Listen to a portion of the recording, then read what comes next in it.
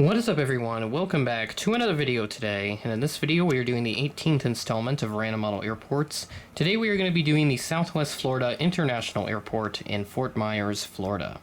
Now you might notice that this does not look like RSW because this is just a section of it, and that's what I'm going to be doing here. I have it planned out to have the airport built in a couple of different sections, so it'll be similar to what you saw with Update 16 with Ontario International Airport, in which I did 2 parts for this.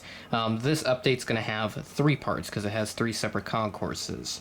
So right now we're looking at Concourse B. This is served by Southwest, Frontier, and I think Sun Country as well. I think I did see Alaska had some service here too from Los Angeles, but it does not seem like that's active right now. I didn't see it on the flight radar schedule. Maybe it's only operated on certain days because the flights I'm using are from Sunday, October 10th.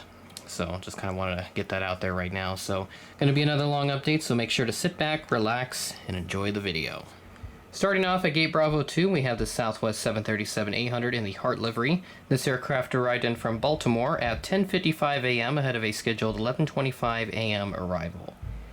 At Gate Bravo 4, we have the Southwest 737-700 in the Canyon Blue livery, the 2014 Gemini Jets release. Last time that Gemini has released a full-flavor Canyon Blue aircraft. This aircraft arrived in from Louisville at 1:33 p.m., a little bit behind a scheduled 1:25 p.m. arrival. Don't think we've seen this model in an airport update for quite a while now. This is one of those once-in-a-blue-moon aircraft for these airport updates, but this is a Sun Country 737-800 with the Tide Pod livery. Wonderful NG models released from April of 2020. Really happy that they did this, and I don't know, they might do another one here soon because I did hear that Sun Country is going to possibly get another 737-800 with the splits.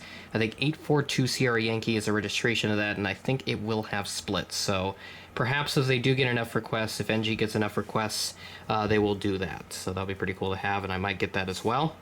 They still need to do one of the 737-800s with the splits like 820, which is my profile picture, actually, if you've ever paid attention to that. But anyways, this aircraft arrived in from Minneapolis on a regularly scheduled passenger flight at 11:04 a.m. ahead of a scheduled 11:35 a.m. arrival.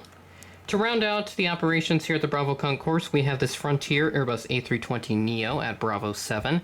This aircraft arrived in from Islip, New York at 4:32 p.m. ahead of a scheduled 4:50 p.m. arrival.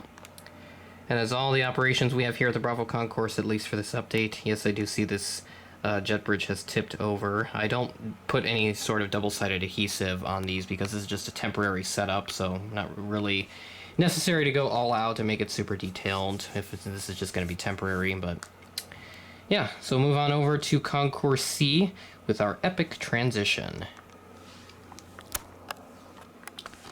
And welcome to Concourse C here at Southwest Florida International Airport.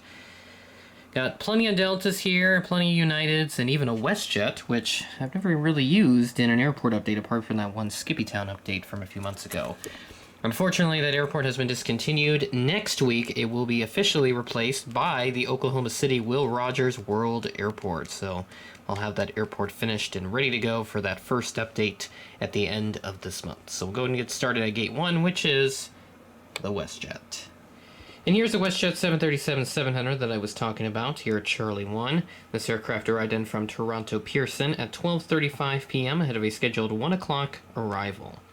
Sitting at Charlie 2, we have this Delta 737-800, the 2015 Gemini Jets release. This aircraft arrived in from New York John F. Kennedy International at 11:37 a.m., quite delayed from a 10:54 a.m. scheduled arrival. That is about a 33-minute delay if my math is correct. Jumping up to Charlie 4, kind of an interesting aircraft for a Random Model Airport update. Delta 757-200 arriving in from Atlanta at 1:59 p.m. ahead of a scheduled 2:09 p.m. arrival. Moving over to Charlie 5, I'll zoom in a little bit. We have this United 737-800 with the Continental Globe livery. This aircraft arrived in from Newark at 1:43 p.m. ahead of a scheduled 1:57 p.m. arrival.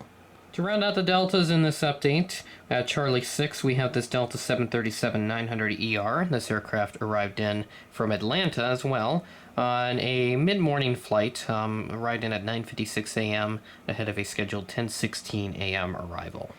Last aircraft here at the Charlie Concourse here at C7, we have this United Express Embraer 175.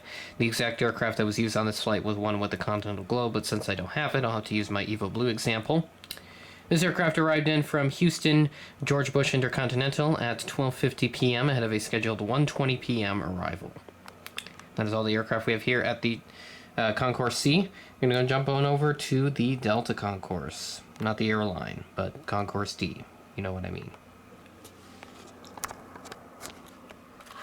And here we are at Concourse D, the last concourse here at Southwest Florida International. Just 3 aircraft here at this concourse, so will be kind of a short end to this update. We'll get started here at Gate D1.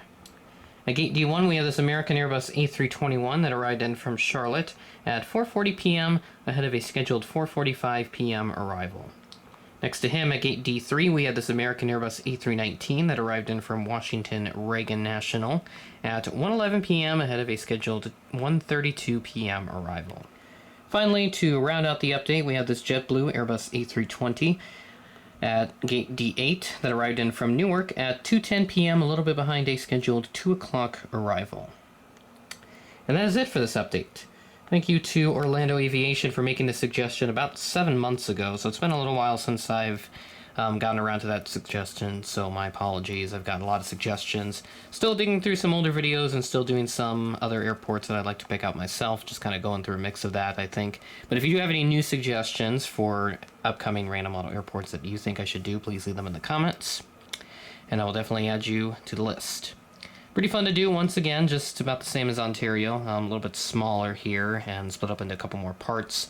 Only one more part, actually, than Ontario. That was 2, this was 3. But still fun random model airport to film. It's always fun doing the random model airport series, because it's really nice to see what aircraft I have and which ones I still need to get, because obviously I'm still missing a few, like JetBlue A220, which hasn't been done yet, American 737-800 regular livery. I've got a ton of those, apart from a regular livery. Yeah, plenty of others that I still don't have yet that I will need to get at some point. So we'll definitely start picking up some extra models that I still need to get that I felt like were not really necessary to get back in the day. So with that being said, that is the end of the video. Thanks for watching, and I will catch you in the next one.